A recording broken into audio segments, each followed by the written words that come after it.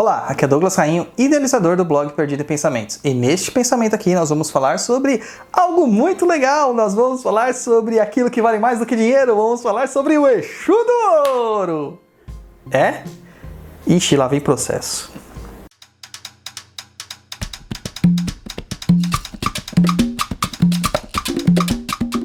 Então vamos lá, gente. Muitas pessoas perguntam pra gente aqui sobre o Exu do Ouro.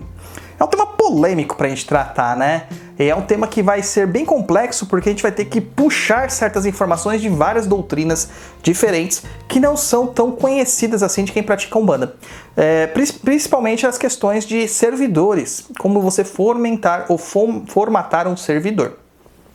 Nos programas que nós fazemos lá no Papo da Encruza, principalmente no Exu de $1 milhão, nós falamos sobre vários desses tipos de servidores que atuam trabalhando no processo de captação monetária, por assim dizer, né? Dinheiro, pataco, plim plim. A questão maior aqui é entender que nós não estamos dizendo que algo não existe por não existir. Nós estamos entendendo como que a formação e a fundamentação deste espectro, deste aspecto, desta entidade.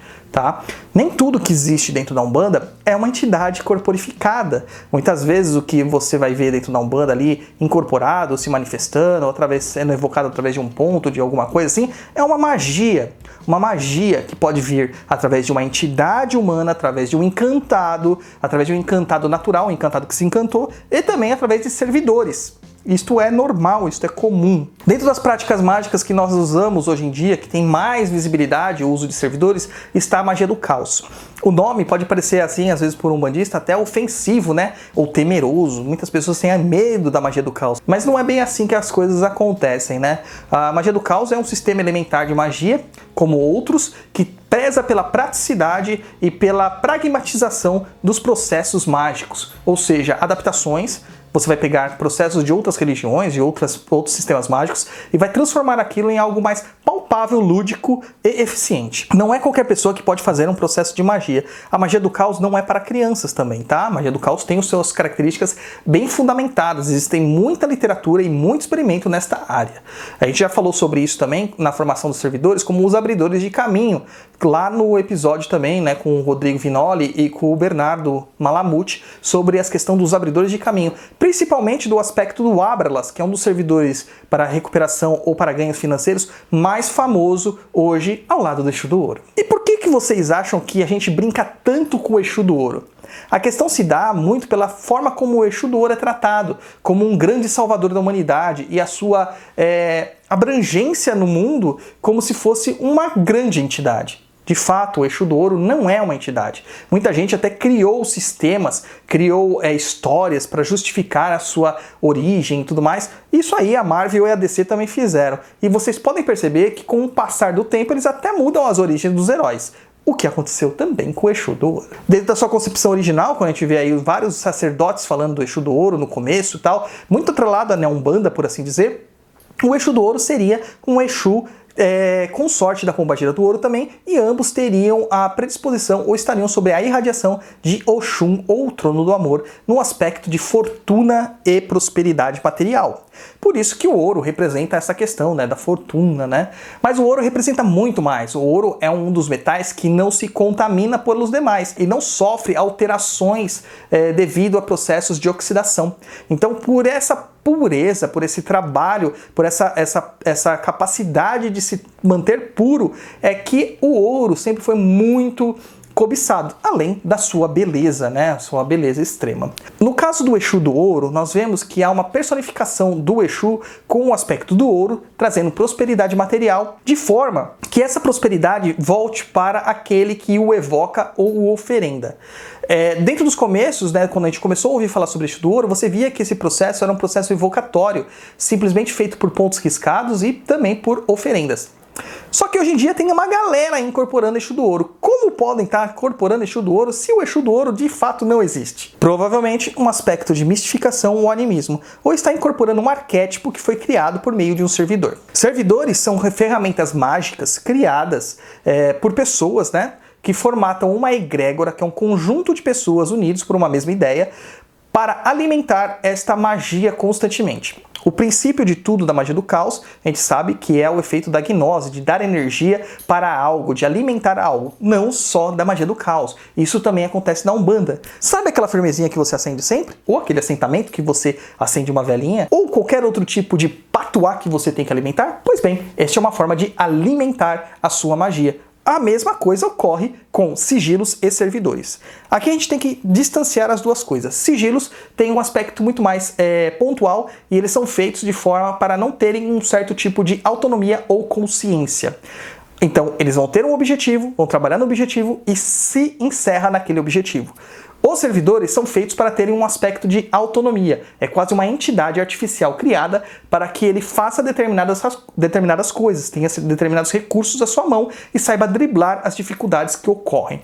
Então, um servidor formado para proteger você, ele irá proteger de todas as formas. Ele não ficará cerceado além daquilo que você definiu com ele em contrato. Pois é, você define um contrato para um servidor. Além de definir um contrato, você vai definir todas as diretrizes dele, ou se seu sistema de alimentação, o seu sistema de evocação, como você vai chamá-lo, como ele irá atuar, como ele irá morrer, como ele será despachado e também aonde ele será materializado. Porque todo servidor tem que ter um repouso, né? Uma morada material, o que nós podemos chamar de filacteria.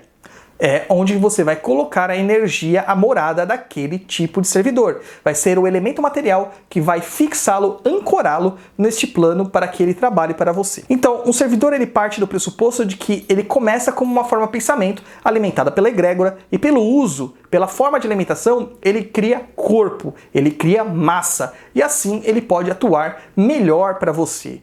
Os servidores geralmente são feitos por magos de formas privativas. Só que o que acontece é que você pode criar servidores para coletividade e desta forma pode ser utilizado para vários tipos de fins. O Exu do Ouro é um destes servidores. Ele foi criado pelo processo, fica muito claro a sua forma de evocação e tudo mais, que ele foi criado para esse processo, para trazer recursos materiais. Só que nós não sabemos da forma como ele foi criado, exatamente o que está no seu contrato. O que você está doando para ele, além do dinheirinho que você está doando. Por ser algo de uma de uma egrégora de Umbanda que não é tão bem confiável assim, a gente sempre fica com o pé atrás. E aí você começa a ver as coisas sendo acometidas, né? Sendo contadas, as histórias mudando, como falando que o Exu do Ouro é uma nova forma de falar sobre o Exu chama-dinheiro, como se fosse uma evolução do chama-dinheiro. De fato, se você pensar assim, a gente pode até ser convencido de que é, mas se você analisar friamente, o dinheiro é a evolução do ouro. Antigamente, você usava o ouro como moeda de troca. Ouro, prata, metais preciosos e pedras preciosas como moedas de troca, como algo para trocar por outra coisa, para medir riqueza.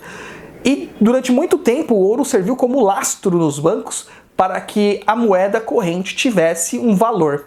Isto já não é verdade há muito tempo, né? O papel moeda já é uma realidade. E agora, na nossa época digital, então, não existe nem mais meio físico. Se você é rico, bilionário, você não tem 1 bilhão de reais na sua mão. Você terá 1 bilhão de reais em números, em dígitos, em bytes lá no banco, e isso será o resumo da sua fortuna. Mas como que nós podemos garantir, então, que o Exu do Ouro não vai fazer nenhum tipo de mal pra gente? Pois é, não podemos garantir, porque a gente não sabe como que isso foi criado, a gente não sabe quais as diretrizes que foram dadas, a gente não sabe nada.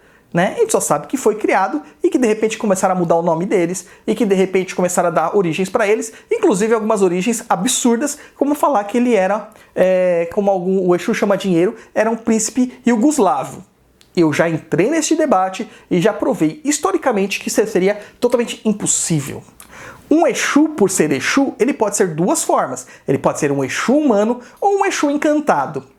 Mas, no caso do Exu do Ouro, a gente percebe que ele tem uma estrutura muito artificial. Então, provavelmente mesmo, ele é um Exu chamado assim, simplesmente por ser chamado, para criar um embasamento dentro da Umbanda, mas na verdade ele é um servidor. E está errado usar o Exu do Ouro? Não, Então não está errado você usar o eixo do ouro, você pode usá-lo. Ele funciona? Funciona, de certo fato funciona, mas você tem que entender exatamente o que você está chamando, você não está chamando uma entidade. Isto deu vazão a essas loucuras que nós estamos vendo hoje em dia, de gente incorporando eixo do ouro à torta à direita e contando histórias absurdas sobre a sua origem. Isto é mistificação, isso é desequilíbrio mediúnico. E isso faz mal, muito mal. Isso é pejorativo para a Umbanda. Você pode vir com todos os tipos de teorias para mim aqui. Você pode vociferar, você pode brigar, você pode falar, mas você tem que concordar que o nosso raciocínio tem uma certa lógica, uma certa coerência. O que você fará com isso? Aí depende de você, tá? Porque, como a gente sempre preza aqui, a liberdade é o mais importante. Faça o seu discernimento por si. Não fique aqui atrelado a pais de santos, gurus e mestres que vão dizer para você o que você tem que fazer. Faça e aceite as consequências. Então esse aqui foi nosso pensamento sobre Exu do Ouro. Espero que vocês tenham gostado, não tenham me odiado tanto assim. Não coloquem meu nome na sua tronqueirinha. E eu quero convidar vocês também a ir lá no nosso blog, no perdido.co. Se você não fez nenhuma macumba comigo, pode ir lá. Quem sabe você muda de ideia também se você fez. Conheça nossos trabalhos, conheça aqui os outros vídeos no canal do YouTube, nosso podcast Papo na Encruza. Se inscreve neste canal, meu povo. Vocês veem o vídeo e não se inscreve. Comenta aí, eu quero saber de vocês o que vocês acham, tá bom? É isso aí, muito obrigado e até um próximo pensamento.